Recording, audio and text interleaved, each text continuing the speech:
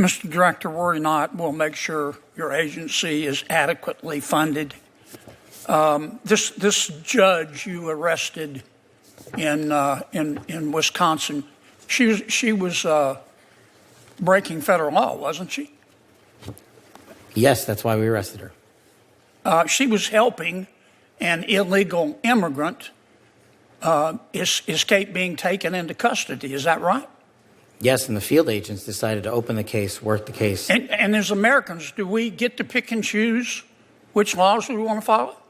We do not. If you're a state court judge, do you get to decide you don't want to follow federal law? No. And if you violate federal law, you get arrested, don't you? Yes, Senator. That's called equal treatment under the law, isn't it? Yes, Senator. You remember Lisa Page and Peter Strzok, don't you? Yes, Senator. Mr. Strzok worked for the FBI. Mr. Strzok worked for the FBI. I think Ms. Page worked for Justice.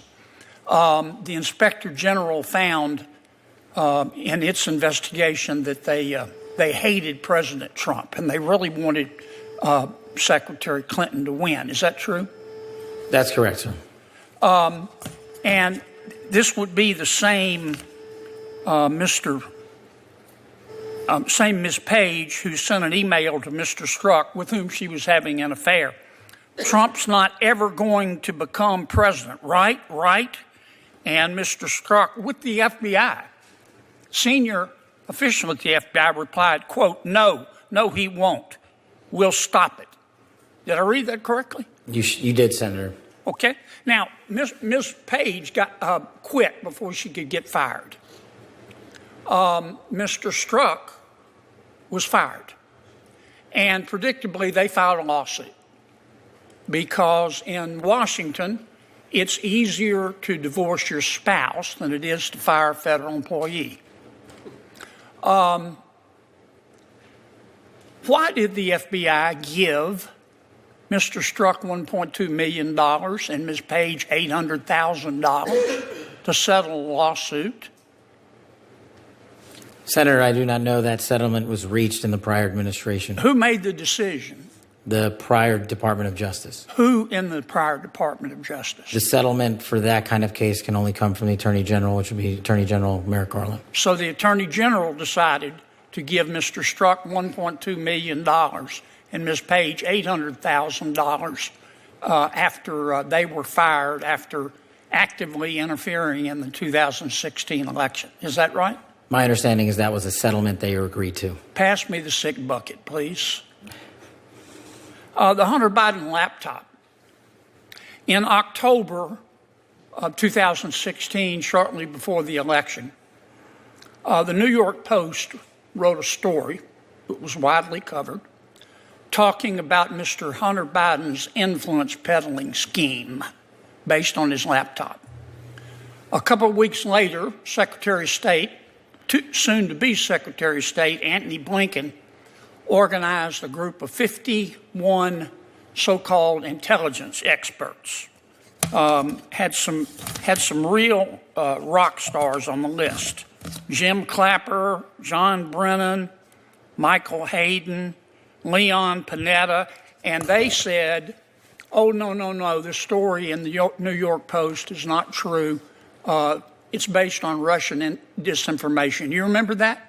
I do, Senator, as the lead investigator for Russiagate for the House Intel Committee. Yeah. The FBI had the laptop for 10 months, hadn't they? They did, Senator. So the FBI knew right before the election that it wasn't Russian disinformation, didn't they? And that was confirmed by the Inspector General's report. Yeah. Who at the FBI refused to let the FBI tell the American people the truth?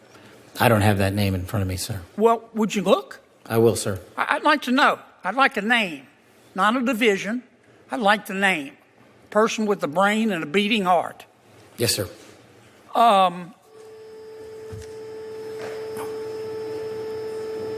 Did Jeffrey Epstein hang himself or did somebody kill him? Senator, I believe he hung himself in a cell in the Metropolitan Detention Center. Are you going to release all the information about that? Senator, we are working through that right now with the Department of Justice. When do you think you'll have it done, Cash? I think in the near future, sir. Like before I die? Senator, we've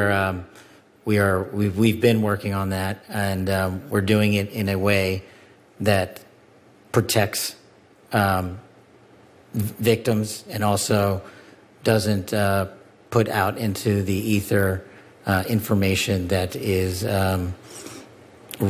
irrelevant for production of the public, such as CSAM. Thank you, Mr. Chairman. Senator Reid.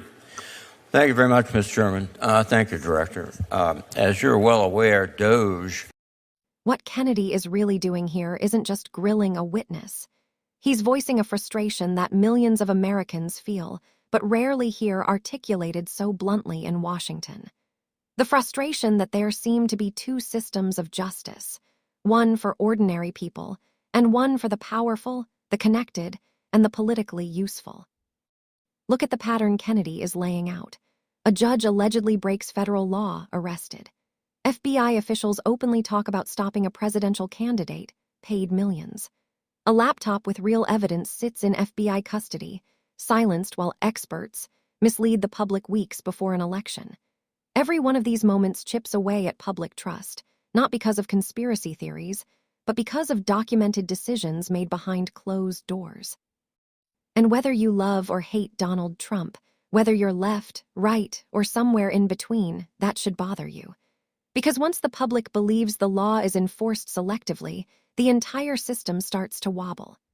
Laws only work when people believe they apply equally, not when enforcement depends on politics, timing, or who's in power.